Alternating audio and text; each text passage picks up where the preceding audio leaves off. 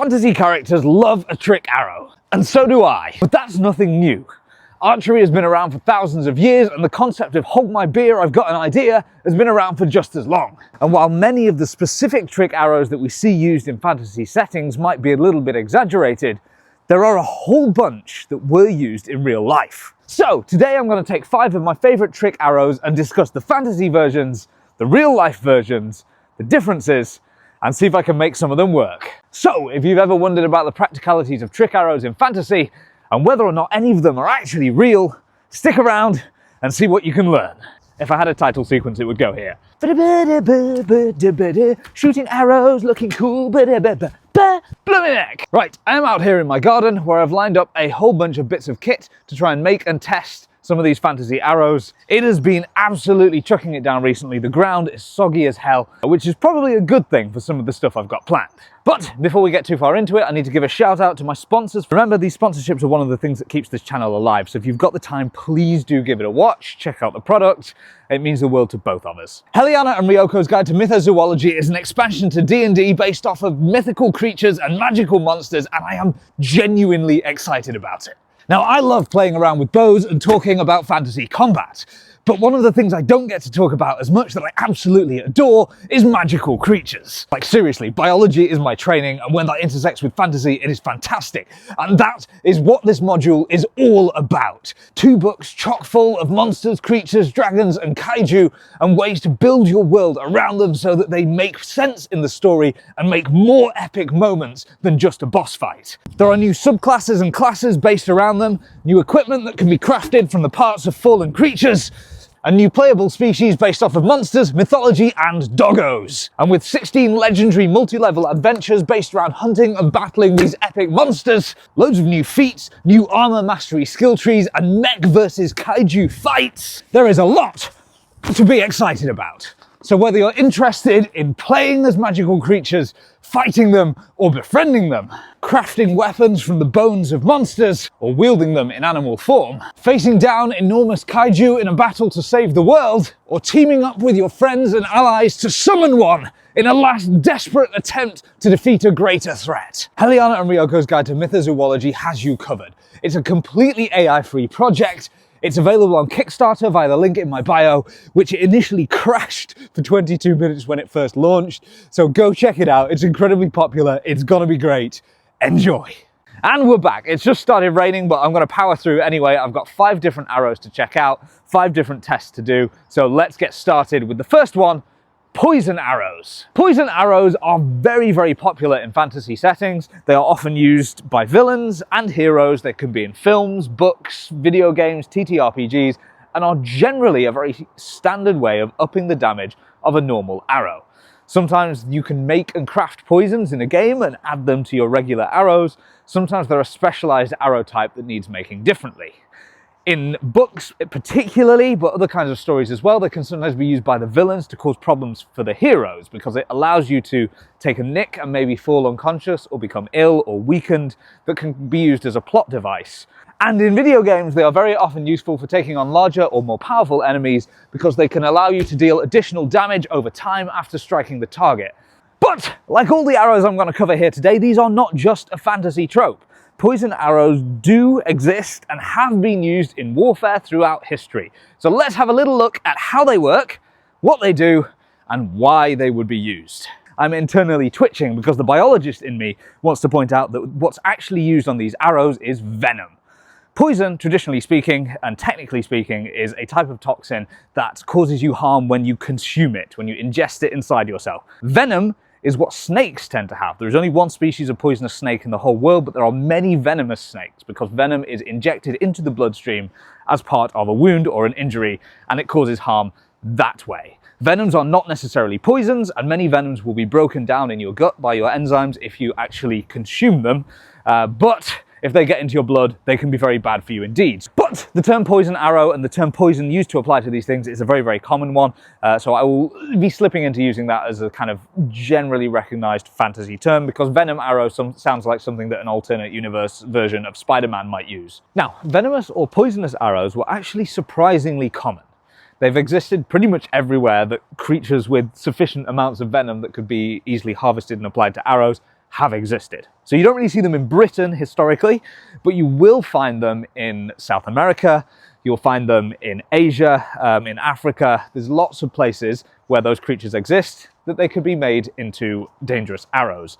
And one of the handy things is you don't really need an especially fancy arrow. They can be the same arrows that you use normally, especially if they're wrapped in a little bit of thread at the end to keep the point on, or if the point's got a slightly hollow section, or again, if they're made of wood, which can soak up some of the venom. And you can just keep your arrows in a little pot of the nasty stuff, pluck them out, and shoot them. And one hit from those can cause that venom to go into the bloodstream, and depending on the severity of the toxin itself, it will change the way they work. Some things might cause a very rapid effect, but those are very dangerous things to handle, and in the midst of a battlefield, if you've got a pot of a toxin that's going to take incredibly rapid effect from a shallow nick, you don't really want that on you when somebody's potentially crashing into you and charging around it, and you might be involved in a brawl. But if you hit someone with an arrow that is potentially going to make them ill over the course of several hours, for instance, it doesn't necessarily save your life in an immediate engagement, but it does a couple of things. The first is that if you're in a longer term engagement, like a long battle or a siege, or a prolonged campaign where those enemies might be coming back to get you again later, then you've reduced the number of your enemies, and that's a fantastic thing to do. The second thing that it does is that it makes your enemies a lot more cautious. And that's actually very similar from the way that a lot of natural creatures work. You see things like a coral snake, and it's very, very brightly coloured to advertise the fact that it is venomous. If a coral snake has bitten a large creature that's tried to eat it, the snake itself is quite small and vulnerable, and it's quite likely to be killed from its wounds. So it doesn't actually protect the individual snake if all it can do is attack in retaliation. But what it does do is, if creatures learn to associate those attacks with that type of snake, then it causes those creatures to be a lot more cautious and less likely to attack them. And so the same thing can be applied with venomous or poisonous arrows in warfare. But the other really useful thing about poison arrows is that they allow you to change your own tactics. If I'm fighting a large opponent, or an opponent that's got a decent amount of armor on, I have to land a pretty hefty hit from a regular arrow, and it has to very much hit center of mass to be able to stop them attacking me. So if somebody's charging me down, I might want a bow like this, which is around 90 pounds of draw, and that will pierce apparently all the way through that target. I'm going to test that again because that was fun. Yeah, there we go. Let's go have a look at that. So these are my arrows here. They've come all the way out the far end of that target. This one's fallen straight onto the floor. So that's a decent chunk of power, and that will take down a reasonably tough opponent. However, that takes quite a lot of strength, and there's a limit to how fast I can do that. So even using the same bow, if I want to shoot fast, then I'll find myself drawing shorter, not getting the arrow quite as far back, and not getting as much power into it. So these ones are now not piercing anywhere near as far. And the extreme version of that is then to take a bow that's very, very light, because a lighter bow allows you to shoot a lot faster indeed, and you can shoot those arrows in rapid succession, but they're not piercing anywhere near as much into the target. And in fact, that last 3 arrows aren't even getting out the other side of this relatively thin foam. But that distinction becomes a lot less important if my arrows have something nasty on the end of them. If they're coated in some kind of gloopy, horrible venom, then I can make my light, rapid shots, and my enemy is still going to have a sad time. Because that venom is going to get carried into their bloodstream regardless of whether the arrow's gone all the way through their chest or just a tiny way through their skin. And so what that allowed people to do was develop techniques and equipment that were based around just volume rather than power. The kind of cranked, repeating crossbows that can't really have any real strength to them because they've got a short draw and they need to be cranked rapidly like this, work absolutely fine if those arrows have something nasty on the end of it. So poisonous or venomous arrows are incredibly effective, were incredibly useful. Less so if your opponents have very tough armor that those lighter bows aren't going to get through anyway, because by the time you've got the power required to punch through that, then your arrow would cause serious harm regardless. But for lighter engagements, faster skirmishes, things like that, they have been incredibly useful throughout history and actually work pretty much as well as the fantasy equivalent. But some arrows work very differently from their fantasy equivalent. And one such example is the Disarming Arrow. These are a much rarer thing in fantasy, but they do occasionally crop up in games and various other things, recently in Ghost of Yote, for instance. And a Disarming Arrow is exactly what it says on the tin. An arrow that when shot at an opponent causes them to relinquish their own weapon and become much more vulnerable to your later attacks. When used in fiction, these frequently involve some kind of contraption on the end of them that is designed to snag or capture or otherwise cause problems for your opponent's weapon. But some of you will remember my recent short video where I talked about this real-life disarming arrow. And to the untrained eye, this might look pretty ordinary, but that's where its secret lies. These are specifically designed for disarming and rendering null the bows and weapons of enemy archers. The initial basis of this design was a way of getting around the problem that if you keep shooting arrows at your enemy, you're essentially giving them more ammunition that they can use on the opposite end to shoot back at you. And that led to the invention of various techniques to make that harder, one of which was essentially a small cup or funnel which sits on the string of your bow. This would allow you to shoot arrows that don't have a nock carved out, so it wouldn't sit on a regular string, but could be placed inside the funnel and shot pretty much as normal. But if your enemy doesn't have one of these, they can't actually use them to shoot back because they'll just slip straight off the string. However, that only really affects them if they've run out of their own arrows. So the next step was to make it even more devious. Because this arrow does have a nock. It can be fitted to a string. But inside the nock is a razor blade, which isn't a problem for me because I'm not bringing it into contact with the string. But if somebody wants to shoot it back at me, in the heat of battle, there's not always time to check your arrow for razor blades. And so to the unlucky person that ends up with one of these on their string, the results might be somewhat unpleasant.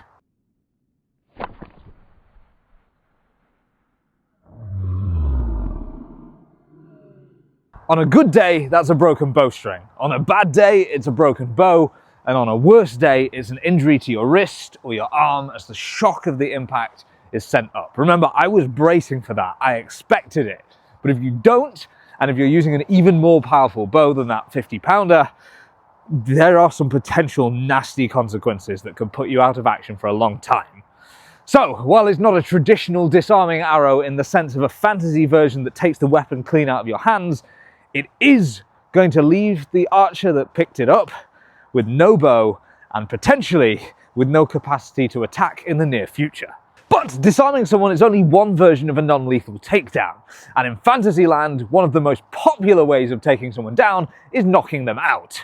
But that's kind of hard to plausibly do with a pointy stick. It doesn't really matter how I launch this at someone, it's very difficult for me to claim afterwards that I intended to knock them unconscious. And that is why for your comic book character that wants to use a bow but doesn't actually want to kill anyone, the boxing glove or bludgeoning arrow is a must. Because if I launch this in somebody's direction and it clunks off their head, it's very easy to claim that they were just knocked out. But what's the reality? Because bludgeoning arrows were and are used both historically and in the modern day, albeit for a somewhat different purpose. The first version that some of my audience members might be familiar with is ones that look like this. This is a LARP or archery tag or some similar arrow. These are designed with a large soft foam head, behind which is a wide, slightly harder foam head, so that it will compress on impact, but it can't fit into small orifices and cause problems. They're designed to be shot from relatively low-powered bows, so that on impact, you get a little bump, they fly backwards, and they don't cause any harm. I use these extensively in my archery workshops because I like to get people doing a little bit of combat archery and shooting at each other. I use them in my pole archery workshops. They're very, very safe indeed. I have absolutely no qualms about turning one of these on myself and just whacking myself with it.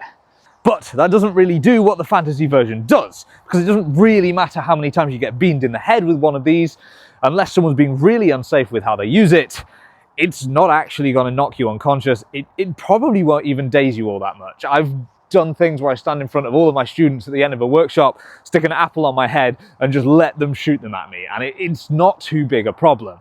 Slightly further up the scale, we've got things like these. This is an arrow for kabak shooting, which involves shooting at a target that is up in the air, and these are designed to be blunt and lightweight, and they have flu-flu fletchings, which are designed to slow it down in flight. And the reason for that is the point of these is to be able to shoot them upwards fairly safely, and not have to worry all that much about where they come down. By the time it comes down, it's moving slowly, and it's not going to cause any major impacts. Although it's a little bit windy for this today, one of the things I frequently use these for is doing trick shots where I try and like catch arrows out of the air or something like that. Again, very, very safe, albeit you don't want to be shooting these directly at people all that much because it will bruise a little bit if it hits in the face, and if it goes into an eye socket, then you have a problem. But the other type of bludgeoning arrow is very much not non-lethal, and these are designed for small game hunting. They're essentially regular arrows with a blunt end, and the idea being that if you shoot them at a bird or a squirrel or something small, you're less likely to tear through it than you would be with a broadhead. They don't spoil the meat as much, and so they are better used for hunting small game and have been used throughout history in various forms, often with a big wooden round on them or something like that. And here's where fantasy differs from reality, because in fantasy, generally speaking, if you make something blunt, you can suspend disbelief long enough to believe that it will just knock something unconscious. But that's not strictly true. And characters like, say, Hawkeye or Green Arrow are shooting at regular goons, usually with the same bows that they use when shooting at monsters and aliens.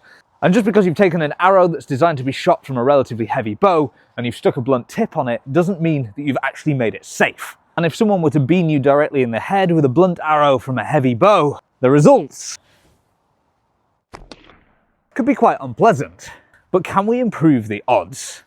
After all, in fantasy, it seems fairly straightforward for a character to punch somebody and knock them out. Pretty much anyone can do that. Obviously, in real life, that's not true, because you can go through an entire boxing match and not have any problems, or you can take one nasty hit and then that's it forever. There is a huge amount of overlap between the force that is required to kill somebody and the force that is required to knock somebody out, and expecting to be able to reliably knock somebody unconscious is not a simple thing. Added to that, the fact that knocking somebody unconscious is not reliably non-lethal and is also not reliably without future consequences.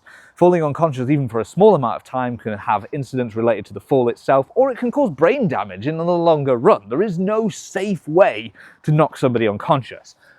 But assuming we live in a world where a single well-aimed punch can do that and will do that, can we replicate it with an arrow? After all, this is a heavy bow. It's got a draw weight of around 120 pounds, which is a significant percentage of my own body weight. So it should surely be able to land a punch with similar force to what I can. Let's find out. So, I've mounted Melon Lord up here at around just under head height, and we're going to start with one attempt at a clean swing with a regular boxing glove. The glove should cushion the impact somewhat, so my knuckles aren't necessarily breaking through the melon in the same way that it would with a regular punch. Let's see what happens. And look, I'm not the best puncher in the world, but we got a crack in the melon. It is now disintegrated, but a lot of that was because it was also partially damaged and then it landed on the ground. But essentially, if we can recreate what I can do, then maybe we're on to at least a starting point here. So here goes. We've got Melon Lord 2, the second of his name, 120-pound bow, and I'm just going to try and beef it at relatively close range with this thing and see how the results compare. Okay, couple of things to note there. First of all, the arrow travels a lot faster than my punch. And in fact, an arrow travels a lot faster than even a professional boxer's punch, which means it should be delivering higher impact energy. Because as we all know, the impact energy is a product of the mass multiplied by the velocity squared. However, the mass is quite low.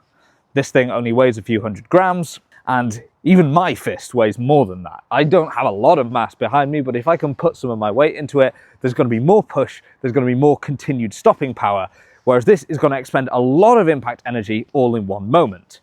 The second thing you see is that that energy then got redirected upwards in this case. It looked like a reasonably central hit, but we've got two curved surfaces, and again, there's no structure behind it the way there is with even my relatively weedy punch. There's nothing to keep that on target, so the minute it makes impact, there's a push, there's power, there's connection, there's a lot of energy, and then it all just can be dissipated in basically any random direction. The other thing to note then is that it didn't crack the melon, and this is where the melon landed from the arrow compared with the one from the punch, which is all the way over there. Again, less mass, less structure, less follow through. When you punch something, you can continue to apply force after the initial impact. This is going to use up all its force in one go. But what does that mean for a person? I actually got my regular collaborator and frequent glamorous assistant, Neat Fitness, to have a go at this.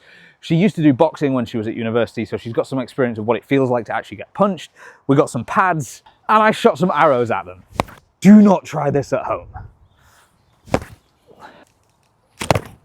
I hit myself in the head. Okay. That's better. Hits, the impact is hard, but if you manage to brace it, then it's fine. You feel a slap, but then it goes away straight away. It's nothing like taking an actual punch. So as you can see, there's a big smack in that first moment when you get hit with a boxing glove arrow from a high-powered bow, but it doesn't actually match up overall to the force and the damage that gets done by getting punched. Essentially, this is more akin to getting slapped, where the slap delivers a lot of impact, a lot of energy in an initial moment, but it then doesn't continue to power through. Slaps are very painful. They're not necessarily highly damaging. And that doesn't render the boxing glove arrow useless. Getting smacked in the face with an initial moment of impact energy will rattle you, and it might stun you for a few seconds. And actually, for the boxing glove arrow, that's kind of what we want. Because in real life, knocking someone unconscious is hard, but stunning someone for a couple of seconds is much less likely to have huge ongoing effects. It's not to say that they won't, but it's less likely. So if you want a non-lethal arrow, a boxing glove arrow that can be used to stun somebody, hitting them in the face, send them reeling for a few seconds, and then allow you to do whatever it is you've got to do next, whether that's tackle them to the ground and initiate a citizen's arrest, or get the heck out of Dodge, this is a much more non-lethal option than most other things you could launch from a bow. But it requires a relatively high-powered bow, and it is big. And in fantasy, that's fine because Green Arrow can make these poof out of nowhere when he pulls them out of his quiver, but could you imagine having 5 of these in a quiver?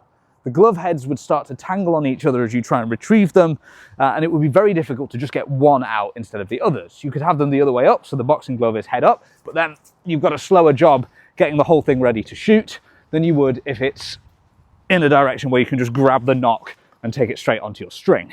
Obviously, none of that matters because nobody's going around and wielding these in battle, but that's one of the reasons why nothing like this has ever actually caught on. So yes, bludgeoning arrows do exist, but they are not really like this, and they're used for a very different purpose. Speaking of which, our next arrow has arguably the biggest difference in actual function and purpose between the fantasy and the real-life versions of any of the ones I'm going to talk about today. And that's the rope arrow or grappling hook arrow. These exist in a lot of different fantasy settings, again, and are used in slightly different ways. Sometimes it's just a regular arrow with a rope attached that can be used to yoink enemies down from positions or cause problems in that way. Sometimes it's a grappling arrow that can be used for a character to navigate around the place. And again, a couple of things before we start. The first one is size and mass. This potentially is an issue also for the boxing glove arrow, but in particular for this arrow, payload becomes a massive problem. This is not an easy thing to store by any means. You're not going to have a quiver full of these. You might just have one. You might keep it separately as a grappling hook like this and then sling it onto the end of a regular arrow so that you can use it. There's a few different options. But whichever option you choose, you've got to deal with a few different problems. One is that this is heavy. This head alone weighs maybe 400 grams. This arrow shaft, which is designed to be shot from a heavy war weight bow, would, with a normal arrowhead on it, weigh under 100 grams. It might weigh like 80 grams. So when you chuck the whole thing together, you've got something that's 4 or 5 times the mass of an arrow that would normally be launched from a heavy bow. And that's not too big a problem on its own. It results in something that's a little bit slow, that drops very fast. You've got reduced range. But then when you add onto that the mass of a rope, you start to have problems. Now, this obviously depends on your rope, because as Instructor Bensei or any other rope dart enthusiast will tell you, if you want to launch a projectile with a rope trailing behind it, the difference in mass between the projectile itself and the rope is really, really important. This is a long and heavy arrow. It's one of my heaviest, like, regular arrows, and I've just tied to the end of that a relatively thin and lightweight nylon rope. And so if I use a bow that's powerful enough to handle launching the mass of the actual arrow, it shouldn't have too much problem with the mass of the rope behind it. But there's an issue. Because the rope is pulling down on the arrow the whole time. As I launch, the rope's down here, and it will just drag that arrow down, and even though the arrow is heavy enough to be launched in that way, it completely alters the trajectory and gives me almost no range. Now, some of that is a matter of angle. If I'm trying to shoot straight, the rope will pull down and it will rapidly reduce my range. If I shoot a little bit higher and put a little bit more draw length into the arrow, I can start to overcome that problem. It's still massively changing the range, but given that the maximum range of something like this can't be any longer than the length of rope that I've got, it is perfectly possible to shoot that arrow into a target and then grab onto the rope and get over here. The problem is that this isn't actually very good as a grappling hook. Ropes that are designed to be climbed by hand are significantly chunkier and significantly heavier, which means we need a chunkier and heavier arrowhead to be able to cope with them, which is fine because that's what my hook is for. But now all of the problems that I mentioned before are amplified. This is a really heavy arrow. It's bulky and awkward to use. It needs shooting from a very heavy bow to be able to actually function. And there is a big mass of rope to trail behind it. All of which means I need to angle it now very high upwards to be able to deal with that mass of rope and not cause it to be pulled directly into the floor.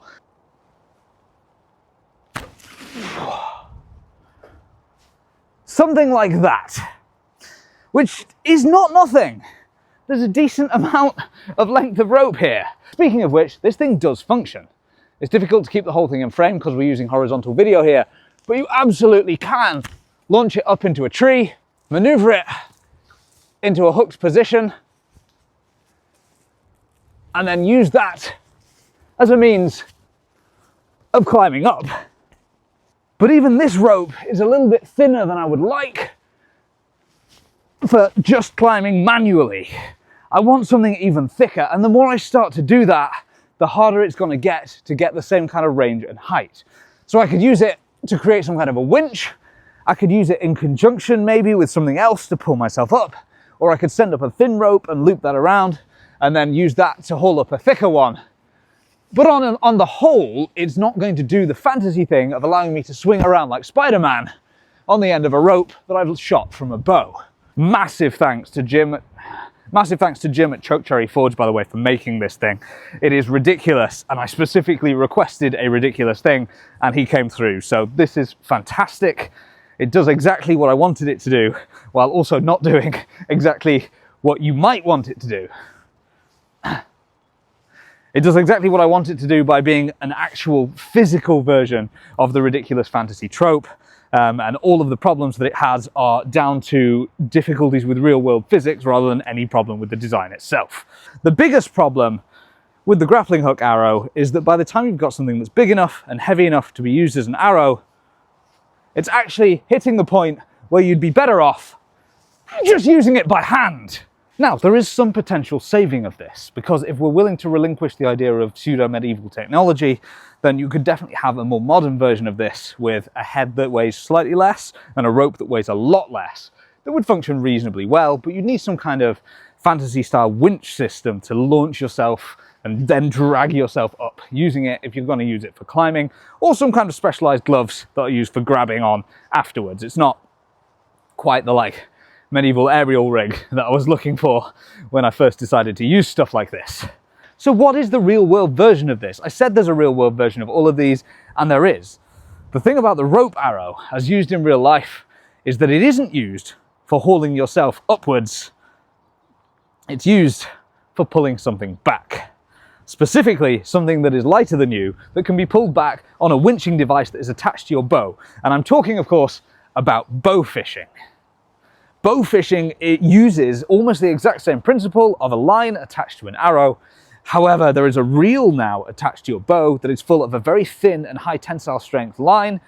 The arrow is shot into a fish, and then it is reeled back in using that line. And that solves basically all of the problems. You've got a lighter thing, you're not trying to use your own weight, you've got a winch system, all of that stuff, and it creates a very effective thing that can be used very, very well.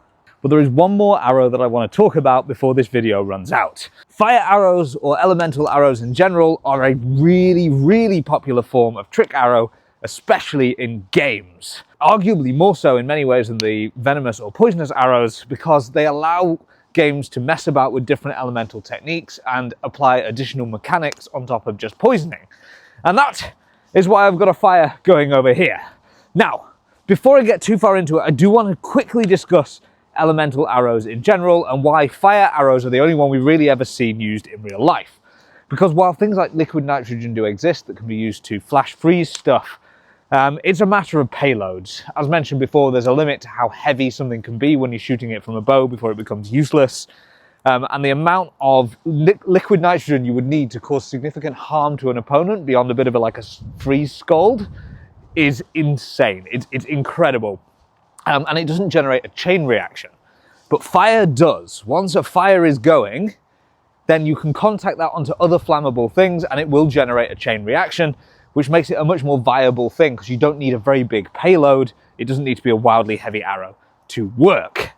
Now, one of the most common ways, and we're going to get this out of the way quickly, that fire arrows are made and work in video games is you take a regular wooden arrow and you light it on fire. This sort of makes sense. Arrows are made of wood, wood is flammable, ergo fire arrow. But there's a problem. Because while in theory you absolutely can set a wooden arrow on fire, and there should be plenty of heat in this fire pit to do that, there we go. The minute you take it out of the fire, the wind blows it out. And if the wind is going to blow it out, then there is absolutely no way that I'm going to be able to launch this thing from a bow without that tiny, tiny flame, let's see if I can get it going again, immediately getting put out. Wood just doesn't retain fire, doesn't burn well enough to be able to be sustained by shooting it from a bow. And even if it did, the amount of fire on the end of that, the amount of heat that that contains is enough to light a candle, but it's not going to cause significant harm to a building. It's not going to ignite a bunch of vines growing up the side of something. It's not going to cause more damage than getting shot with an arrow would on its own. Which makes sense, right? Because when you look at historical fire arrows, and they did exist, and they existed in a lot of places, they all have slightly complex designs. There's like a metal basket used to contain some fuel, or there's like a broad spoon-shaped thing that you wrap the fuel around, or there's various different designs, but they all have some kind of complexity to them that goes beyond a normal arrow. And that's because you need more payload than you would for, say, a venom arrow, which only needs a tiny amount. You need enough of something to ignite and enough of it to stay lit as you shoot it through the air. But even that is not a quick fix. If I just wrap a bit of cloth around the end of an arrow, if I dunk this in some paraffin and then ignite it and then shoot it, this design is mildly more complex. It's based around an arrow that's got a wedge on it to stop the flammable material from moving around. There's some additional material inside it to try and retain some heat and a spark. And there is obviously like a bladed head on the end. It's a relatively heavy arrow, but what it will allow it to do is stick into a target and then continue to burn. So technique-wise, we can soak it in some flammable materials, we can get it ready, we ignite it, and then all we got to do is launch it at our target, where it continues to burn and cause some problems. The value of something like this is not necessarily as used in video games in that it will somehow hit somebody and cause vast amounts of harm to an individual human.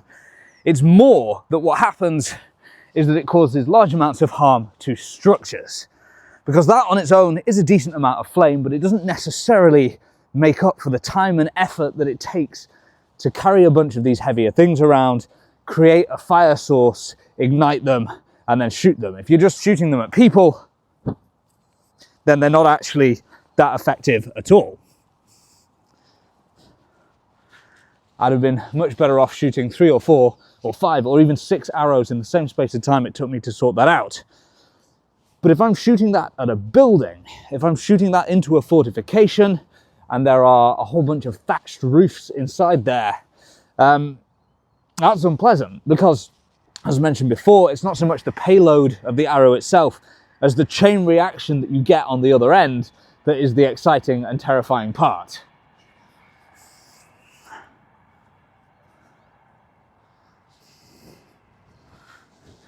And with something inside to reignite it, it's actually really difficult to put out. So for the people on the other end who are having to drag these off of roofs and try and essentially remove this from the roof of the building so that they can then put out the other fire, that is a hard job and not something you want to have to be doing in the middle of a battle where there's more arrows coming down. Now, don't get me wrong, I would also like to not get hit with one of those, but the same applies to basically any type of arrow you could care to shoot at me.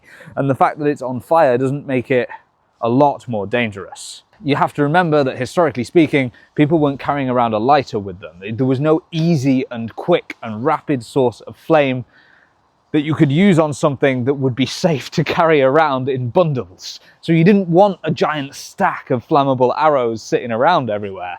They were much, much better used in sieges against fortifications because you had the time to, you were in a fixed position, you had the time to set up something like my little fire pit that you could then ignite an arrow after arrow after arrow before launching them, and it makes up for the initial time cost.